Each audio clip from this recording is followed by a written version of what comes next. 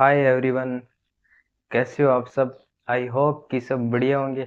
आपके अपने platform study by SP group में आपका एक बार पुनः स्वागत है। और आज हम पढ़ेंगे बीएसटीसी 2024 का जो पेपर है ना, उन पे उनमें जो रीजनिंग के 50 क्वेश्चन है ना, हम उनको सॉल्व करते हैं। तो चलिए करते हैं बिना देरी किए स्टार्ट।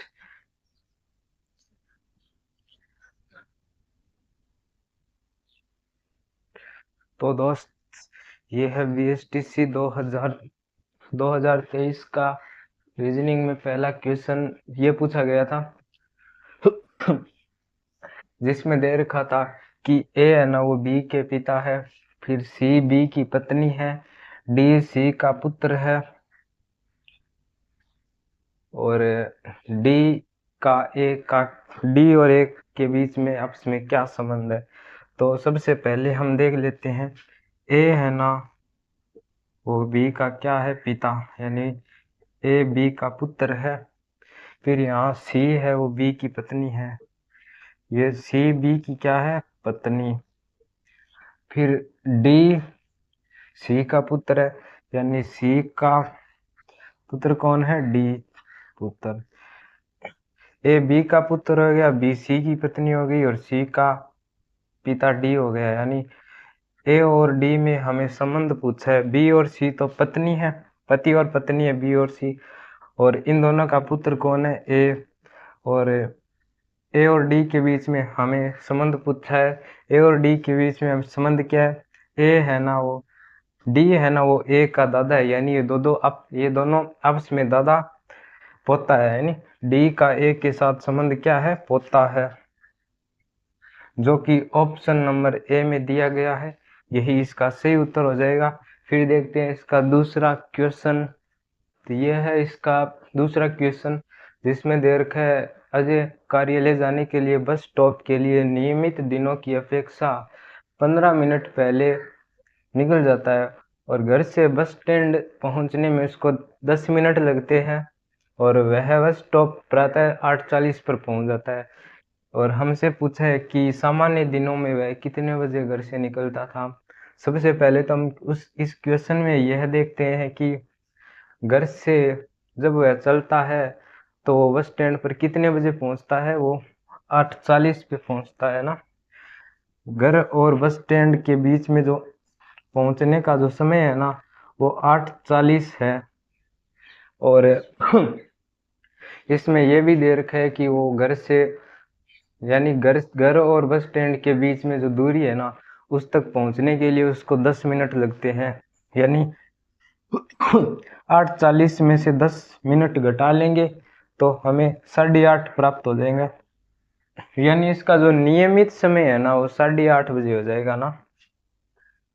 इसका नियमित समय 8:30 बजे हो जाएगा। ऑफिस का जो नियमित समय है ना, वो 8:30 आ जाएगा। फिर हमसे पूछा है वह बस, ये तो हमने देख लिया।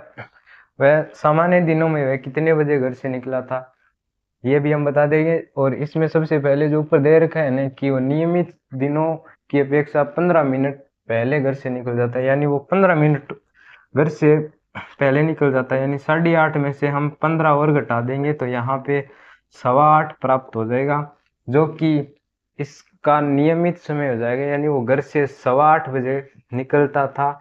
यही इसका राइट आंसर हो जाएगा, जो कि बी ऑप्शन में दिया गया है। दोस्तों, ये क्वेश्चन थोड़ा बड़ा है लेकिन इजी है, हो जाएगा। फिर हम देखते हैं इसका नेक्स्ट क्वेश्चन।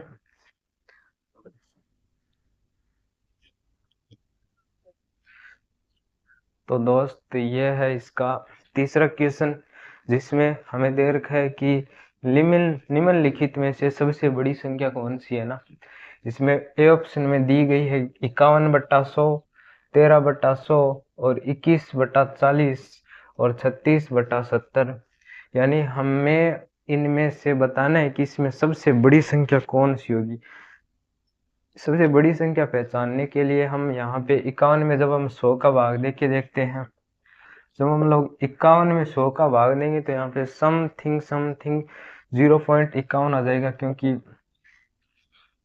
यहाँ 100, 10 और 1000 का भाग देना बहुत ईजी। आपको पता होगा कि यहाँ पे जितने जीरो है उस जीरो से पहले पॉइंट लगा दो, यानी इसका भाग क्या आ जाएगा 0.51। फिर हम देखते हैं 13/24।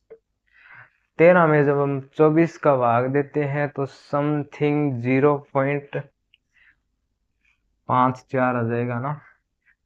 फिर हम लोग देखते हैं सी ऑप्शन में 21 में 40 का भाग देंगे तो हमें लगभग 0.52 प्राप्त हो जाएंगे। फिर 36 में 70 का भाग देंगे, 2 बार तो नहीं जाएगा, यानी इसका भाग जाएगा लगभग 0.51, है ना। इसमें भाग जाएगा 0.51। और इसमें सबसे बड़ी संख्या कौन सी हो जाएगी? इसमें सबसे बड़ी संख्या हो जाएगी बी ऑप्शन, यानी ये हो जाएगी इसमें सबसे बड़ी संख्या ना, यही है इनमें से 0.51, 0.52, 0.51, यानी सबसे बड़ी संख्या है ना वो 13/24 हो जाएगी, जो कि बी ऑप्शन में दी गई है। इसमें अगर आप भाग देख के देखेंगे तो आपको पता चल जाएगा कि ये बड़ी कौन सी वाली बड़ी है और कौन सी वाली छोटी है। फिर हम देखते हैं इसका नेक्स्ट क्वेश्चन। आप हमारे साथ जुड़े रहिए।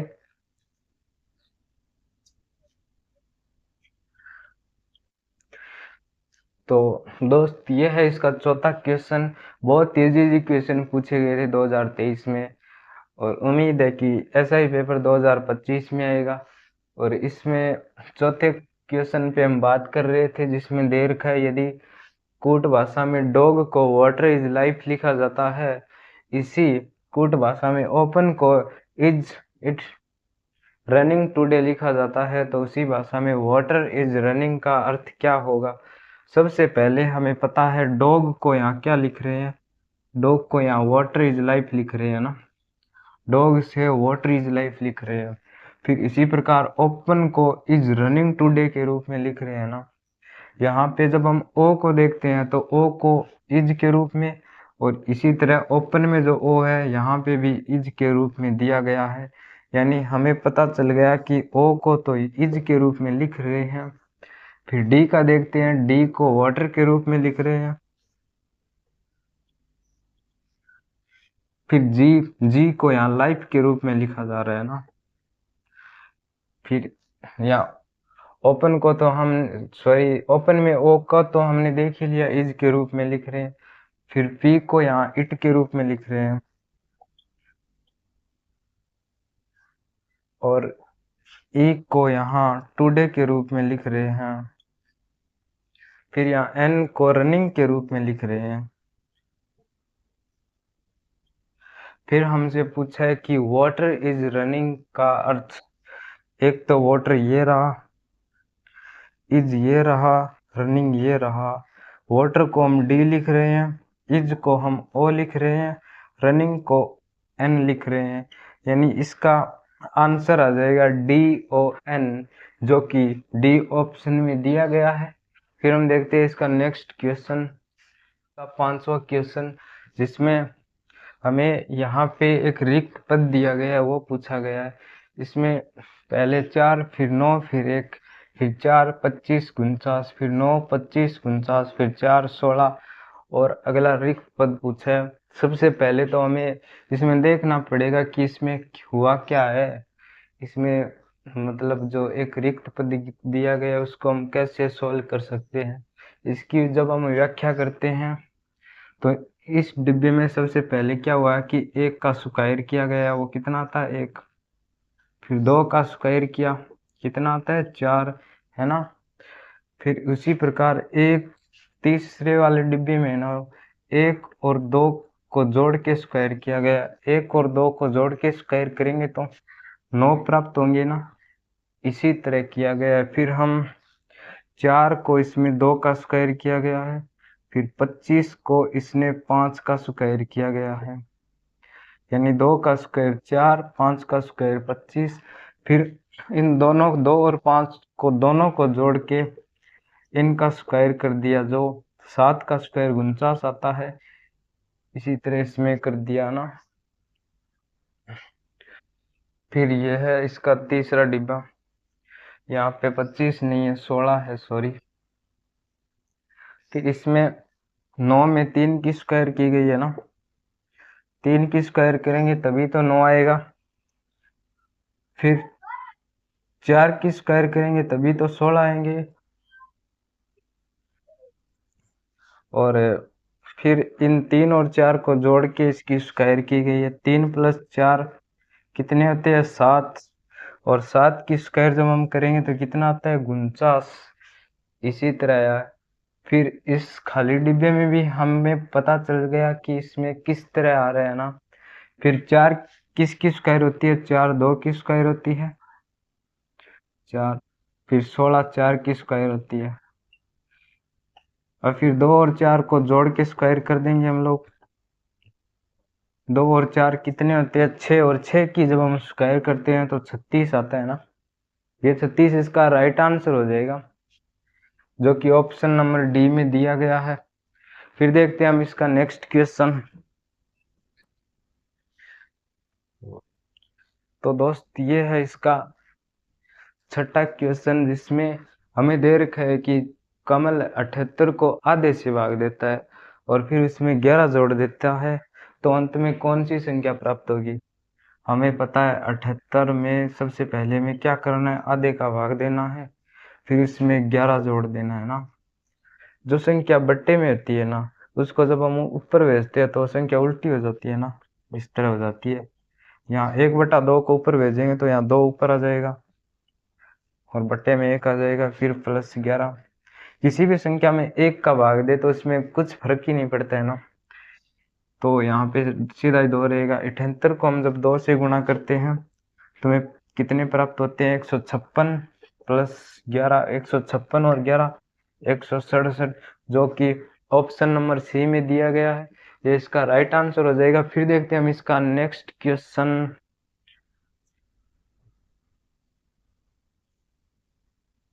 अगला क्वेश्चन, जिसमें हमें असंगत को छांटना है।